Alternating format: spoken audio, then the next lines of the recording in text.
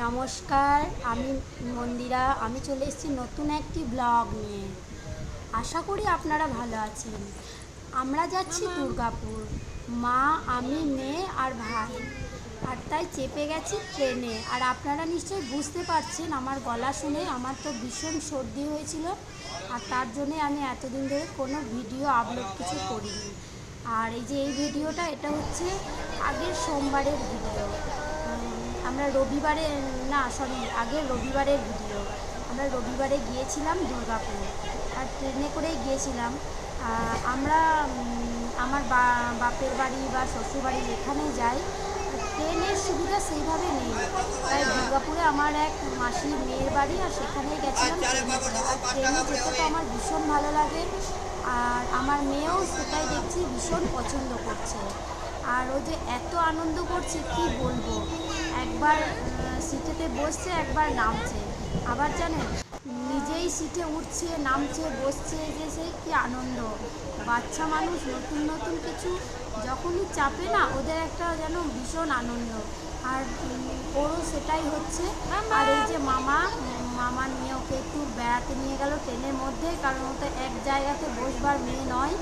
আর তাই ও নিজেই চলে যাচ্ছিল বলে আমার ভাই আবার ওকে নিয়ে একটু বেড়াতে নিয়ে গেল। আর আমিও পিছন পিছন চলে আসছিলাম, কারণ আমার ভাইকে তো ভরসা নেই। ও ঠিক নামিয়ে দেবে, দিয়ে নিজে মস্তানের মতো সামনে দাঁড়িয়ে যাবে। আর এই যে দুর্গাপুর আমরা পৌঁছে গেছিলাম, আর তারপরে আর কোনো ভিডিও আমাদের ছাড়া হয়নি। আর যেদিন বাড়ি আসলাম, মানে একদিন পরে আমরা বাড়ি চলে এসেছিলাম, সেদিন আবার দুর্গাপুরের যে স্টেশনে আমরা একটু ভিডিও করে নিয়েছিলাম। আর এই যে মেয়ে, আমরা সকাল একদম 7টার সময় যে ট্রেনটা ছিল, সেই ট্রেনেই দুর্গাপুর থেকে বর্ধমান আসার কথা, সেটাতে আসার জন্যই সকাল সকাল বেরিয়ে পড়েছিলাম। আর তাই চলেও এসেছিলাম। আর তারপর আসার পর সন্ধ্যের দিকে এই যে আমার একটি এই যে প্যাঁচা দেখতেই পাচ্ছেন, এটার মধ্যে আমার মেয়ে প্রত্যেক দিন খুচরো টাকা হোক যাই হোক ধরে। এবার যেখান থেকে আমরা টাকা যাই, দোকান থেকে আসি কোনো খুচরো টাকা, বা ওর পাপা বাড়ি আসবে, পাপাকে বলবে পাপা টাকা দাও ভরবো, এরকমভাবে ও ঠিক প্রত্যেক দিন ভরবে।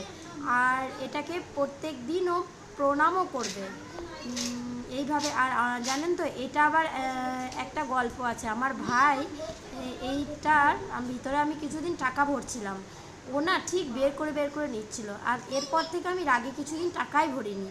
আর তারপর ওকে বকাঝকা করাতে এরপর থেকে এরপর যাই টাকা যাই দোকান থেকে ফেরত আসুক বা যাই হোক, ওর কাছেও থাকলে ও সেটা নিয়ে এসে ভাগ্নির হাত দিয়ে এটাতে ভরে। আর এই যে দেখতে পাচ্ছেন, আমার মেয়ে মায়ের চোখে ওষুধ দেবে। মায়ের চোখে কয়েকদিন আগে আজনায় হয়েছিল, আর আমি বা ভাই মায়ের চোখেই এই আই ড্রপটা দিয়ে দিচ্ছিলাম। আর ও সেটা দেখেছে, ও এখন দেবে।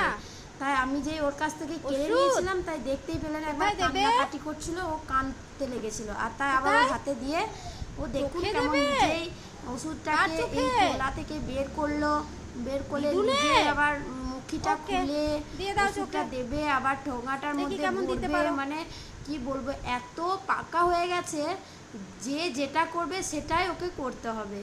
আর ঠিক দেখুন এমনভাবে ওষুধটা দিচ্ছে, মনে হচ্ছে যেন ওর কতদিনের এক্সপিরিয়েন্স। মানে বাচ্চাদের যেটাই দেখানো হয় বা যেটাই ওরা দেখে, সেটাই কিন্তু ওরা চট করে শিখে নেয়। আর এটাতেই সেটা প্রমাণ। দেখুন কিভাবে ও চোখের ওষুধটা কি সুন্দরভাবে ঠোলা থেকে খুললো, তারপর আবার চোখের কাছেই দিচ্ছে। আমি যখন জিজ্ঞেস করছি মাম্মাম এটা কি, বলছে ওষুধ। আমি বলছি কী করবে, বলছে যে মায়ের চোখে দেব। একদম এত পাকা পাকা কথা শিখেছে, কি বলবো। কার কার নিশ্চয় সবার বাচ্চারা এরকম করে, কার কার বাচ্চারা এরকম করে জানাবেন। আর আমাদের ভিডিওটা কেমন লাগলো সেটা বলবেন। ভালো লাগলে লাইক কমেন্ট শেয়ার করবেন। আর আমার মেয়েকে যদি আরও আপনার দেখতে চান বা ভালোবাসা দিতে চান, তাহলে জানাবেন কেমন লাগলো। আর দেখুন এরপর মেয়ে কেমন এই ঠোলটার মধ্যে এই ওষুধটা ভরে দিচ্ছে, কতটা মানে কি বলবো। মানে দেখে দেখে যে বাচ্চারা সত্যি বলে না, বাচ্চাদেরকে গড়ে নিতে হয়। আর সেটাই এটাকেই বলে সেটা, যে ওরা যেটাই দেখবে সেটাই শিখবে। ওরা যদি সামনে গালাগালি দেয় সেটাও কিন্তু শিখবে, আবার যদি ভালো শিক্ষা দেওয়া হয়, মানে নিজেদের ব্যবহারের ওপর ডিপেন্ড করে, বড়রা হয়ে যে গেছে? ব্যবহারটা করবে ঠিক আছে, দাও সবার রেখে দিই। সঙ্গে, সেটাই ছোটরা শিখবে। তাই টাটা বাচ্চা করে দাও। মানুষ করতে গেলে সবসময় শান্ত পরিবেশে মানুষ করাটাই উচিত। কার চোখে আর ওষুধ সবাই দিয়েছো? মিলেমিশে থাকো, সবাই মিলে আনন্দ থ্যাংক করো, ইউ। এইভাবেই থাকলেই কিন্তু বাচ্চারাও সেই রকমই শিখবে। আর এই যে দুর্গাপুরের স্টেশনেরই কিছু ছবি আমি আবার দিয়ে দিয়েছিলাম, পরে আবার অ্যাড করেছিলাম। ও ও আবার যখনই আমরা সকালে উঠে চলে এসেছিলাম বলে, ওর তো এমনি সকাল সকাল ঘুম ভেঙে গেছে বলে ও এখন একটু বেড়াবে। আর এই যে সব বাচ্চারা বেড়াচ্ছে দেখে ওরও মন হয়েছে যে মামামের সঙ্গে ওকে বেড়াতে হবে। আর তাই ও নিজে একা একা অনেকটা এগিয়ে চলে গেছে। আর তাই দেখলাম দরকার নেই, এমনি আমাদের ট্রেনটা আসতে প্রায় 20 মিনিট মতো লেট হয়েছে। আর তাই ওকে নিয়ে আমি আবার একটু এই ট্রেনের স্টেশন থেকে একটু বেরিয়ে নিয়ে আসলাম। আর এই যে মা ভাই ওরা ওয়েট করে বসে আছে, আর আমরাও ওয়েট করেছি কখন আমাদের ট্রেনটা আসে আর তারপর যাবো। আর ও তো মানে এখানে এত আনন্দ হচ্ছে সে কি বলবো, ও তো ছুটে ছুটে বেড়াচ্ছে, ও মনেই হচ্ছে না এটা কোনো ট্রেনের স্টেশন, ও নিজের মতো করে খেলা করছে। বাচ্চারা তো এরকমই হয়, তাই না? নমস্কার, সবাই ভালো থাকবেন।